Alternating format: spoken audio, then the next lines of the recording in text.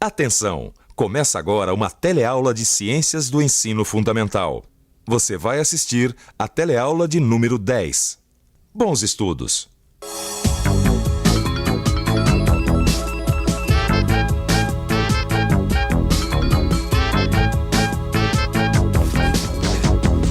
Você já ouviu falar de icebergs?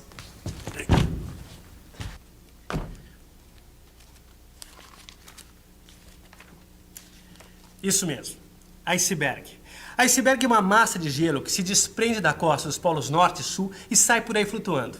Nessa teleaula de hoje você vai ficar sabendo por que o iceberg flutua. Você também já deve ter ouvido falar de que a gente só vê um pedaço pequeno do iceberg que fica fora d'água, que a parte maior fica embaixo da água.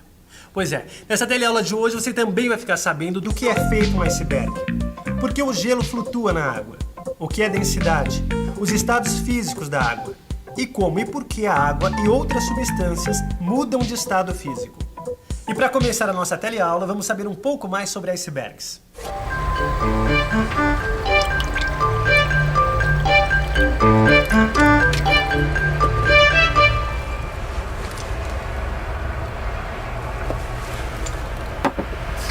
Ice quer dizer gelo. Berg quer dizer montanha. Para fazer uma reportagem sobre essas montanhas de gelo, eu fiz uma pesquisa. Eu descobri que os icebergs são formados por água doce. O meu ponto de partida foi essa notícia de jornal.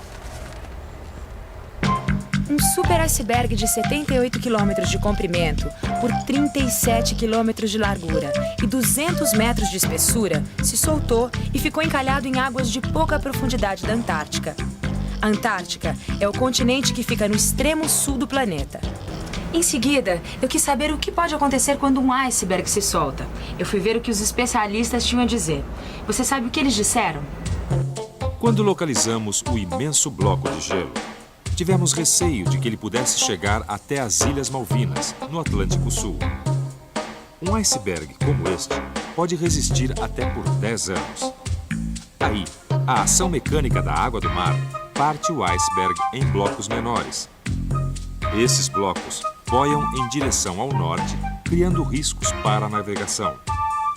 Depois de um tempo, as águas mais quentes do norte se encarregam de dissolver os blocos de gelo. Aí, eu resolvi saber por que esses blocos de gelo se desprendem do continente. E se o meu iceberg era o maior já encontrado. Eu fui ouvir a opinião de especialistas ingleses. O enorme banco de gelo se desprendeu do continente em consequência da elevação da temperatura da região antártica em cerca de 2,5 graus Celsius. Apesar do tamanho, esse iceberg não é o maior que já foi encontrado. No final dos anos 60, na mesma região, foi encontrado um iceberg com 300 quilômetros de extensão. A super iceberg, indeed!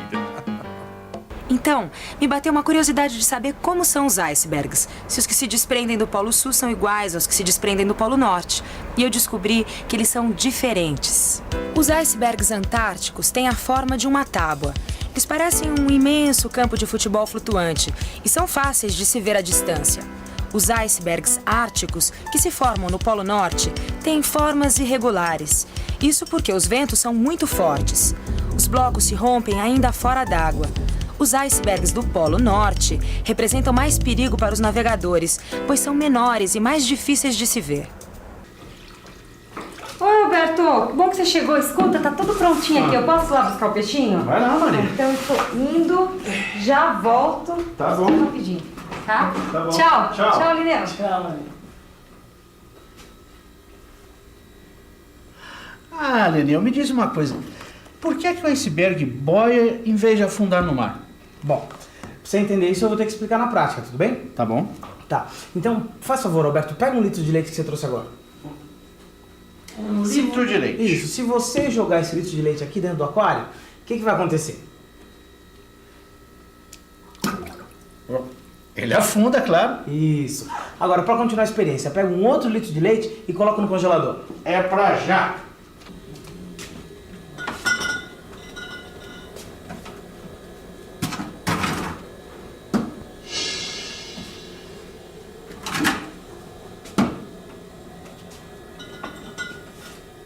Pronto.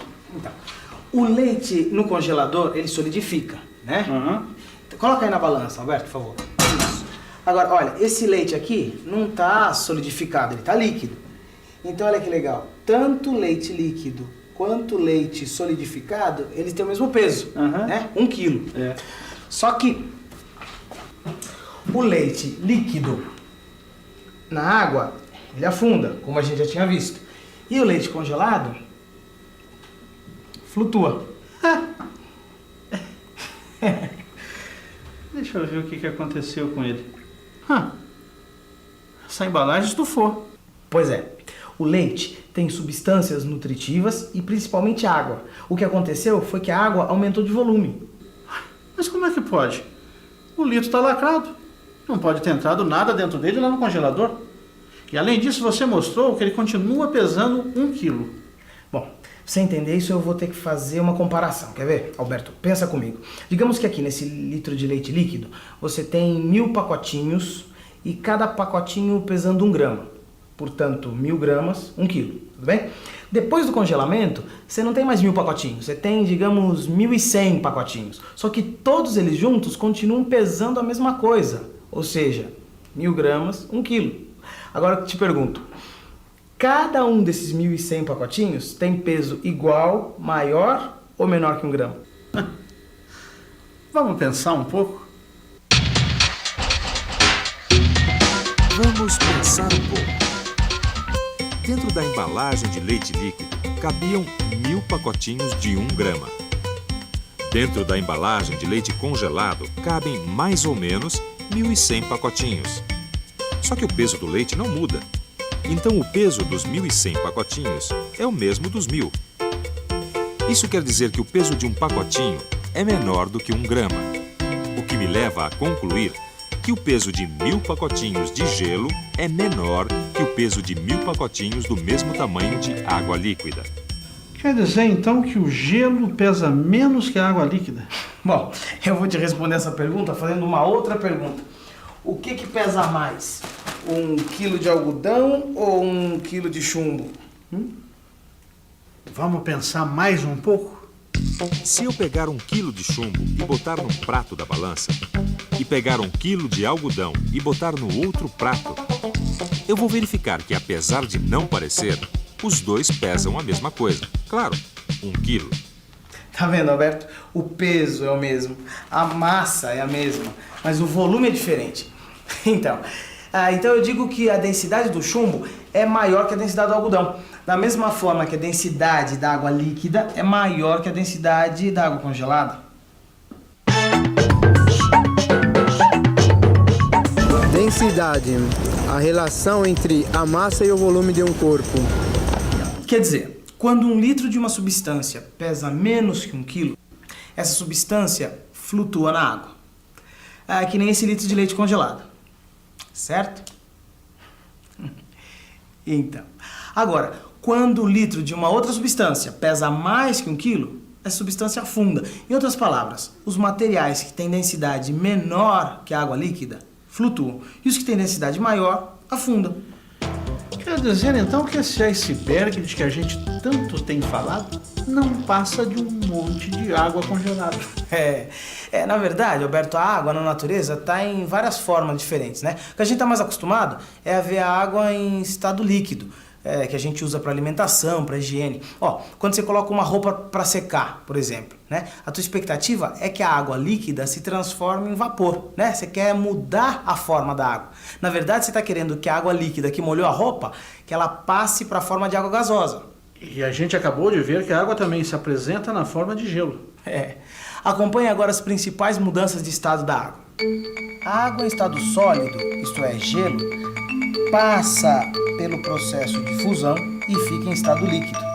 Evaporando, vira vapor. Em estado gasoso, isto é, vapor, ela passa pela liquefação, vira líquido. Congelada, ela sofre o processo de solidificação e passa para o estado sólido. Me diz uma coisa, Lineu. É só a água que muda de estado físico? Não, mudança de estado físico acontece com todas as substâncias da natureza. Essa garrafa de álcool que você está abrindo, por exemplo, se você esquecer a garrafa destapada, daqui a alguns dias o álcool que está aí dentro vai evaporar todo. Como já deve ter evaporado nesse pano que você está usando. Quer ver? Um outro exemplo, o gelo seco, né? Que a gente usa para conservar sorvete. O gelo seco, na verdade, é gás carbônico em estado sólido. Um outro exemplo, nitrogênio gasoso. Você pode resfriar o nitrogênio até mudar de estado, até ficar líquido. E a temperatura do nitrogênio líquido é tão baixa que se você mergulhar uma rosa nele, veja o que acontece. Ela quebra com um copo de cristal. E a gente pode falar ainda do mercúrio, né? Que é um metal e que na temperatura ambiente ele está em estado líquido. É aquele de dentro dos termômetros. Ah, tá. Então, a vaporização do mercúrio, dependendo da situação, pode ser útil, mas também pode ser muito perigosa. Em certos garimpos, apesar de proibido, ainda se vaporiza mercúrio. O garimpeiro aquece o líquido e vê que ele some, mas o mercúrio não sumiu. Apenas mudou de estado físico, passou para vapor. E o que é pior, o vapor é venenoso e pode levar o garimpeiro à morte. Isso além de contaminar o rio e os peixes.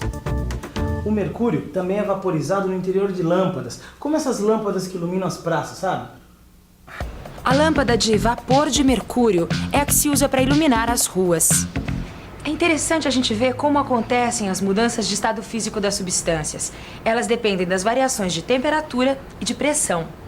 Numa siderúrgica, onde se fabrica o ferro e suas ligas, o alto forno é construído especialmente para, através da pressão e temperatura adequadas, transformar o minério de ferro em ferro-gusa. Numa fundição, os metais são aquecidos até o seu ponto de fusão. O metal também precisa ser fundido, ou seja, passar para o estado líquido para tomar as formas desejadas. Tudo isso é feito a partir de temperatura e pressão adequadas.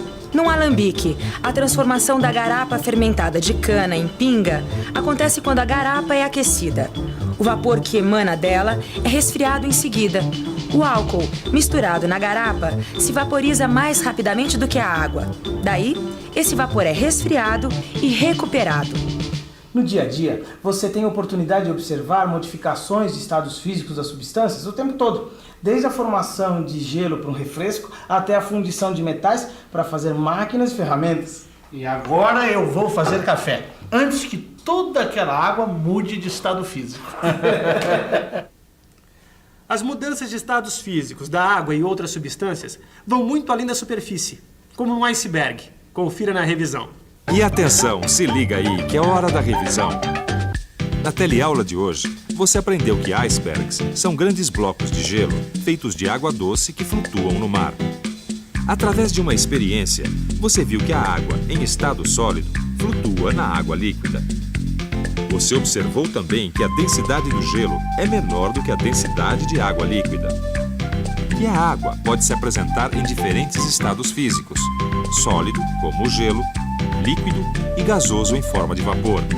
E para terminar, aprendeu que as mudanças de estado físico dependem de variações de temperatura e pressão das substâncias. Agora pegue o seu livro de estudos e faça os exercícios. Mas preste atenção nas condições de temperatura do ambiente e de pressão para você aprender depressa. Se você não corre o risco de fundir a cuca. Até a próxima teleaula.